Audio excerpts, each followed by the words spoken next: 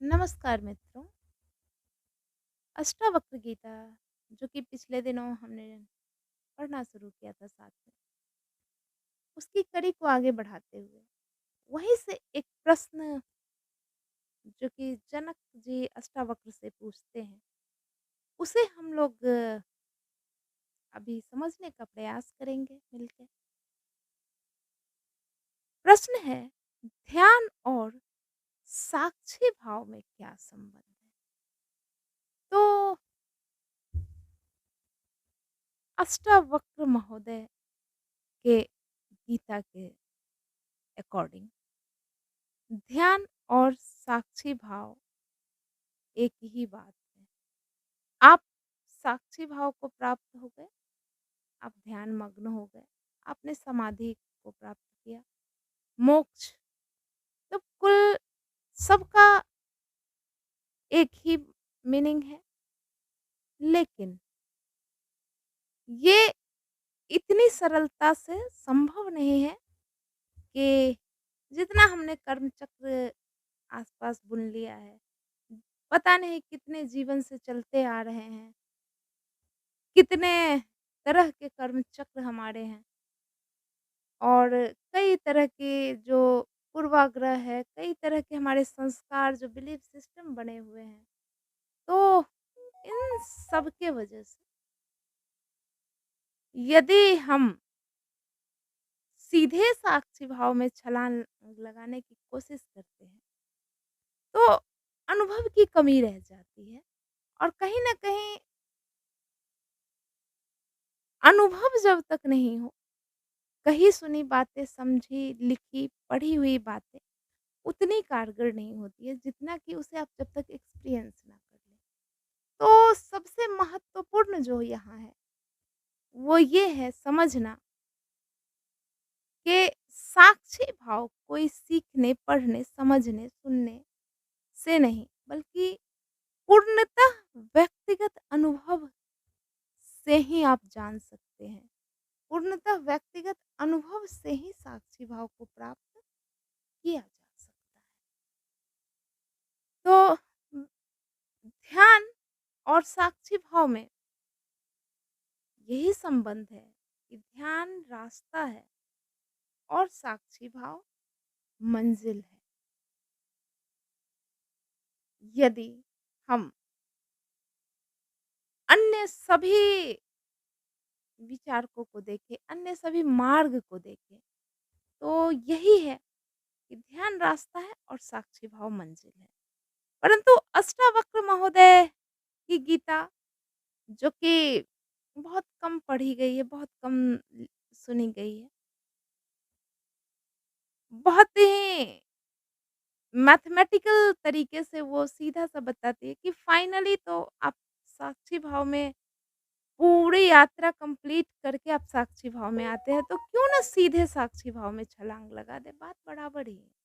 ये बिल्कुल ऐसा ही है कि कोई बच्चा है, उसे आप कह रहे हैं बैठो, तो वो नहीं बैठेगा ना। वैसे ही हमारा मन चंचल है, जन्मों-जन्म से हम कर्म चक्र में उलझे हुए पता नहीं कब से भटक रहे हैं। तो इतना आसानी से वो नहीं बैठेगा। तो फिर वहाँ पे क्या करते हैं माता-पिता कि ठीक है, या हम विद्यालय में ही क्या करते हैं, ठीक है पहले तुम 10 चक्कर लगाओ, तो फिर वो अपने आप थक के आके बैठ जाएगा। ऐसे ही हम हैं, ऐसे ही हम जो आत्मा है, वो ऐसे ही हैं कि जब हमें जन्मों-जन्म से जब हमें थकान अनुभव होने लगती है, जब हमें कर्म चक्र में बिल्कुल बहुत ज़्यादा उलझने लग जाते हैं, जब विचारों का अम्बार हो जाता है, जब भावनाएँ बहुत कनेक्टेड होने लगती हैं, हर चीज़, तो अचानक थकान बहुत महसूस होती है, तो हम खुद ही फिर साक्षी भाव में आने के लिए खुद ही अस्थिर होना चाहते हैं। जब तक इंटरनल इच्छा स्थिर होने की नहीं होती है ना, तब तक साक्षी भाव की प्राप्ति का अनुभव नहीं होता है। ये सिर्फ़ हम ग्रंथों को पढ़ लें, इससे नहीं होता है। इसके लिए हमारी एनर्जी जिस भी दिशा में हो, उसे हमें या तो सोच कर, समझ कर और अनुभव के आधार पे ये समझ लेना चाहिए कि इन सब का चूँकि हमारा पास जो भी इतना लाइफ़ है, इसमें जब कोई मीनिंग नहीं हुआ, तो आगे भी कुछ मीनिंग नहीं है दुनिया का। हम टोटल मामला एग्ज़िट एंड एक्जिस्टेंस के बीच का है, तो एक्जिस्टेंस का जितना प्रयास करेंगे, उतना एग्ज़िट से दूर चलते जाएँगे और एक्जिस्टेंस में भी कठिनाई होगी। जो महामृत्यु है, वो है फाइनल एक्जिस्टेंस। एक्चुअली हम जिस नाटक मंच पे जिस दुनिया में एक्जिस्टेंस की कोशिश कर रहे हैं, उसमें तो कुछ सच्चाई है ही नहीं। तो ये बातें सिर्फ़ कहने सुनने से नहीं समझ में आती है। ये जब तक आत्मा का अपना चक्र पूरा नहीं होता है, जब तक आप नहीं इसको चाहेंगे, तब तक ये संभव नहीं है कि आपके जीवन में घटित हो। तो ध्यान मार्ग है, साक्षी भाव मंजिल है। अन्य जो मार्ग है बेसिकली हमने पिछले वीडियो में ये चीज़ें समझी थी कि 4 तरह के जो हमारे जीवन के 4 सर्कल हैं। जो सबसे पहला है वो है कर्म का, जिसमें कि जन्म-मरण होता रहता है, हम सर्किल में 360 डिग्री में घूमते रहते हैं और हमें लगता है कि हमने बहुत कुछ कर लिया। अचानक मृत्यु हो जाती है, इस जन्म का खत्म, फिर से शुरुआत हो जाती है। जो दूसरा है विचारों का, यहाँ कर्म की बहुत ज़्यादा इच्छाभिलाषा तो नहीं, लेकिन विचारें खत्म नहीं होती। हर बात पे विचार, आप स्थिर बैठे तो ज़्यादा विचार। जो तीसरा चक्र है, जो तीसरी सर्किल है, वो है भावनाओं का। ऐसे व्यक्ति आप देखेंगे ना, जिनसे बहुत जल्दी लोग कनेक्ट हो जाते हैं, कनेक्टिविटी फ़ील होती है, वो भावनाएँ, प्रेम, भक्ति से भरे हुए होते हैं। तो भाव विभोर बिल्कुल, वो यदि प्रेयर ही कर रहे हैं तो आँखों से आँसू आने लग गया। यदि वो प्रेम ही कर रहे हैं तो आँखों से बिल्कुल भावपूर्ण हो जाते हैं। जो चौथा है, वो है साक्षी भाव। वहाँ यदि आप पहुँच गए, तो वहाँ से आगे कुछ नहीं है और वही आपका एक्जिस्टेंस है। तो बेसिकली अब हम लोग बात करते हैं अन्य 3 मार्गों की, जो कि है कर्म योग,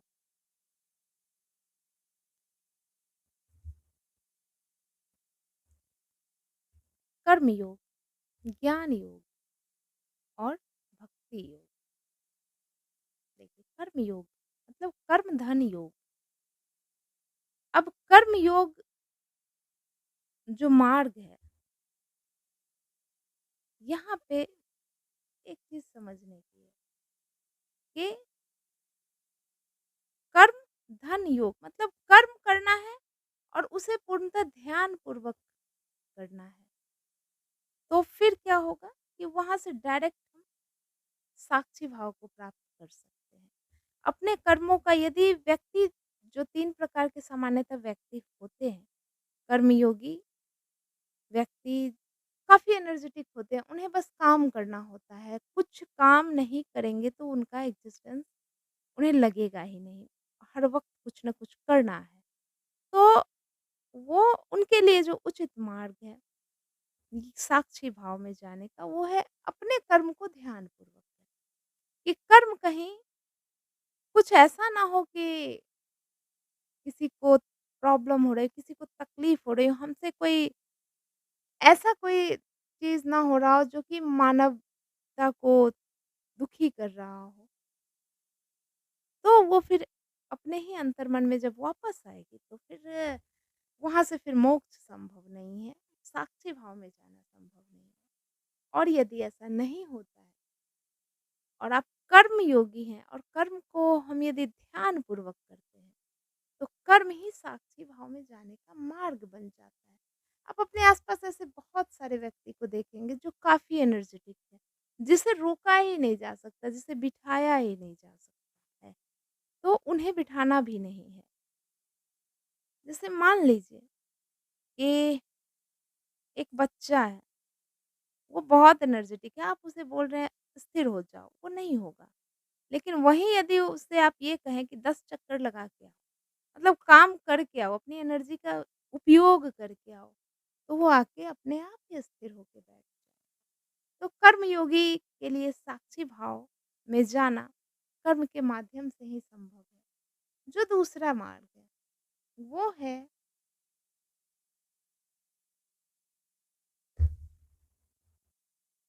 वो है ज्ञान योग। ज्ञान योग मीन्स आपके तो विचार कर्म पे बहुत परेशानी नहीं है, लेकिन विचार बहुत आते हैं। तो ज्ञान योग का सीधा-सा मीनिंग है ज्ञान धन योग। मीन्स आप विचार तो करें, आप चिंतन मनन करें, लेकिन ध्यानपूर्वक करें। तो वहाँ से भी साक्षी भाव को प्राप्त करना आसान है। यहीं पे आती है बातें जो टोटली माइंडफुलनेस आजकल जो मेंटल हेल्थ, वेल बीइंगनेस, माइंडफुलनेस सभी चीज़ें यही ध्यान योग से निकल के आई है और ये सारी चीज़ें मस्तिष्क में जो विचार धारा चलती है ना, उसी पे आधारित है। ये तो अभी करोड़ों की इंडस्ट्री बनी हुई है दुनिया में, लेकिन विचार से हम सीधा यदि ध्यानपूर्वक देखें, अपने विचारों को देखना शुरू करें बहुत ही सरलता से, बहुत बिल्कुल सही विचार है, गलत विचार है, ये सब जजमेंट के किए बिना, बस हमारे विचार हैं, इसे हम देखने का प्रयास करते रहें, तो यहाँ से साक्षी भाव में सीधी प्राप्ति हो सकती है। और अंतिम है भक्ति योग।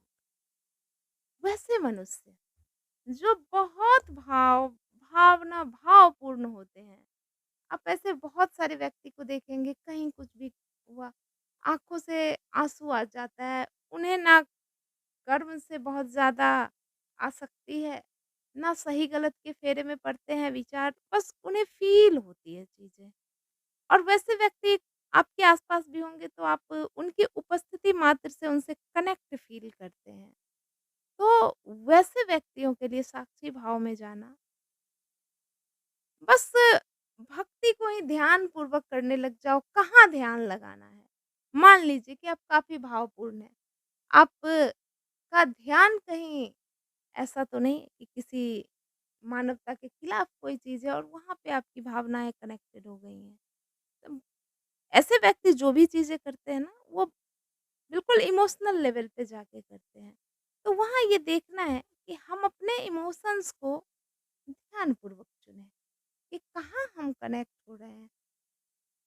ऐसे व्यक्ति बहुत प्रेममय होते हैं, तो ध्यानपूर्वक, प्रेमपूर्वक यदि हम ध्यान से देखने लग जाएँगे कि हमारे भाव कहाँ कनेक्ट हो रहे हैं, हम किस तरह से हम कहाँ किस तरह की भक्ति कर रहे हैं, तो फिर वहीं से साक्षी भाव को प्राप्त करना बहुत आसान हो जाता है। अब देखिए ये जो जो भी मार्ग हैं, जो तीनों मार्ग हमारे धर्म ग्रंथों में बताए गए हैं, तो ये सारे जो मार्ग हैं, इसे ऐसे समझ सकते हैं हम, साक्षी भाव को मंज़िल मान लें कि हमें साक्षी भाव प्राप्त करना है। यदि हम मानव के जीवन की मंजिल मान लें साक्षी भाव को प्राप्त करना और जन्म-जन्म से भटक के हम बेसिकली थोड़े बीमार हो गए हैं। तो जो ध्यान है वो दवा है और जो ये कर्म है या विचार है या भावनाएँ हैं, ये बिल्कुल ऐसे ही हैं कि आप डॉक्टर के यहाँ जाते हैं, आपको कोई बीमारी लगी रहती है, तो डॉक्टर कहते हैं कि इस दवा को शहद के साथ ले लेना, आप कहते हैं शहद मैं नहीं लेता। तो ठीक है दूध के साथ ले लेना, दूध नहीं लेता, तो पानी के साथ ले लेना। लेकिन मकसद ये है ना कि दवा ले लेना ताकि प्रॉब्लम सॉल्व हो जाए, ताकि आपकी यात्रा सफल हो जाए। आप ठीक हो जाओ, आप सही अपनी पहचान कर लो कि हम हैं कौन। तो एग्ज़ैक्टली जो दवा है वही है ध्यान, जो रास्ता है वही है ध्यान और बाकी आप इसमें कर्म को अपनाते हैं, तो बिल्कुल वही है। आप शहद के साथ दवा लें, पानी के साथ लें या दूध के साथ लें, फाइनली तो दवा लेना ज़रूरी है मतलब ध्यान करना, मार्ग पे चलना ज़रूरी है मंज़िल के लिए। अब बात फिर से आती है अष्टावक्र महोदय की गीता की, तो उनका कहना है कि शहद, पानी या दूध की ज़रूरत क्या है, दवा सीधा निगल लो, अभी ध्यान मग्न हो जाओ और अभी साक्षी भाव को प्राप्त कर लो। वास्तव में ये इतना ही सरल है। परंतु हम अंतर्मन से जन्मों-जन्म से इतना भटके हैं कि हमारा जो बिलीफ सिस्टम है, वो इतना स्ट्रॉन्ग हो गया है। हम चेतन, अचेतन, अवचेतन मन में इतनी सारी जो पास्ट लाइफ की चीज़ें इन्वॉल्व हैं, वो हमें इस बात पर यकीन नहीं करने देती कि दवा को सीधे भी घटका जा सकता है और सीधा ही अपनी पहचान की जा सकती है, सीधा ही ठीक हुआ जा सकता है। तो इसलिए ज़रूरी है जब हम छोटे बच्चे को दवा देते हैं ठीक होने के लिए, तो क्या करते हैं? उसे बहलाते हैं, फुसलाते हैं, कभी मिठाई में मिला के, कभी दूध में मिला के, तो कभी ज़बरदस्ती भी पिला देते हैं। कोई-कोई बच्चा होता है जो अपने आप ही दवा खा लेता है, जैसे कि हमारे जनक जी।